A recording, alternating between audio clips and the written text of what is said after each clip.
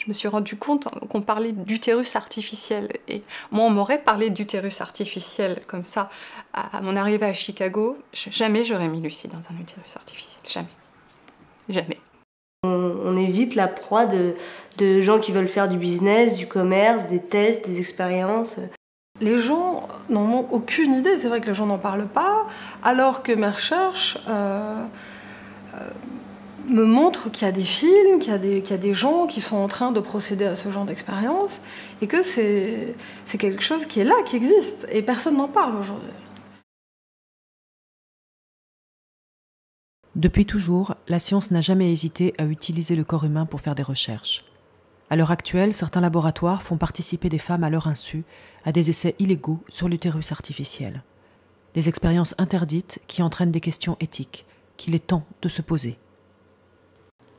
Anne et Barbara ont été victimes d'une clinique américaine qui les avait contactées en leur promettant de l'aide dans leur grossesse difficile. Elles reviendront de Chicago sans leurs enfants, morts, sans explication. Élise, quant à elle, a échappé de justesse à l'horreur. Aujourd'hui, elles ont toutes les trois décidé de témoigner pour épargner d'autres femmes. Suite à mes nombreuses fausses couches, j'ai pris l'habitude en fait, de discuter sur un forum de femmes enceintes, comme il en existe beaucoup. J'ai commencé un petit peu à regarder tous ces forums. Aux États-Unis, il y en a beaucoup. J'ai regardé sur des forums, j'ai parlé avec des filles, j'ai regardé des sites, voilà, mais bon, sans vraiment prendre ça au sérieux, mais un peu avec une anxiété de début de grossesse. J'étais un peu inquiète, je sais pas. Voilà. Et là, ils m'ont contactée par téléphone, en français, en me disant qu'effectivement, ils avaient une toute nouvelle méthode pour des femmes qui étaient dans ma situation, pour les faire accoucher avant le terme, et qu'ils avaient une sorte de couveuse, dernier modèle, ce qu'on faisait de mieux, et qui me proposaient de me faire accoucher plus tôt. Ils me donnaient une solution qui me paraissait à ce moment-là celle qui me correspondait, c'était donner un support aux femmes qui aujourd'hui sont seules et qui doivent se débrouiller professionnellement et en même temps avoir leur rôle et jouer leur rôle de mère. Comme c'était une clinique très, très en pointe, enfin tout de suite, moi, voilà, quoi, je leur ai fait évidemment confiance. Pour moi, c'était un peu inespéré. Enfin, voilà quoi. La clinique à Chicago ne voulait absolument pas me donner de documents visuels de mon bébé. Donc les seules images que j'ai pu prendre, c'est... en fait, j'ai pris moi-même une vidéo de Lucie dans sa couveuse. Il y avait une sorte de liquide, on m'a expliqué que ça reproduisait en fait le liquide amniotique maternel. Elle était intubée, c'était comme une couveuse mais qui reproduit le ventre maternel. C'est vrai que j'aurais peut-être pu avoir quelques doutes. Elle était complètement dans un liquide amniotique, mais c'est vrai que j'ai été mis en confiance, on m'a expliqué vraiment à quoi ça allait servir. Donc tout de suite j'ai été vraiment encadrée, aidée. Donc je repars. Et au bout d'une semaine, et quelques jours après, on m'appelle pour m'annoncer la nouvelle de la mort des Noirs. Voilà.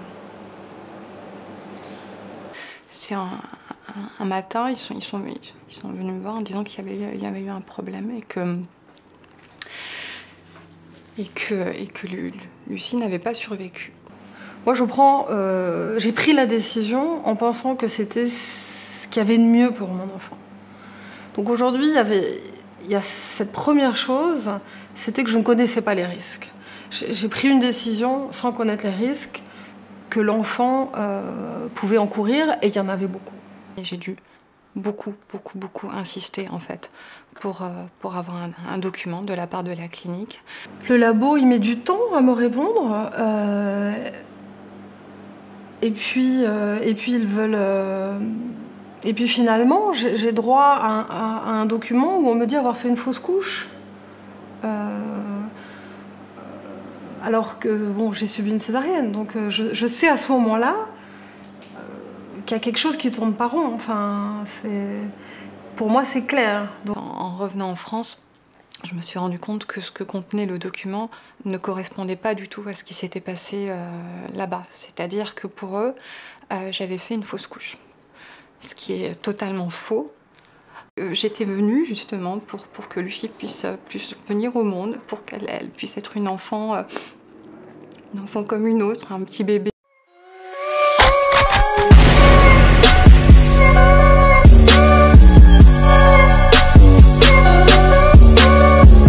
Et voilà, bien portant. Et du jour au lendemain, ça n'allait plus. Et elle était morte. Enfin, c'était absolument... C'était affreux. C'était affreux. Et personne ne voulait comprendre que je veuille reprendre Lucie. Et on a eu beau...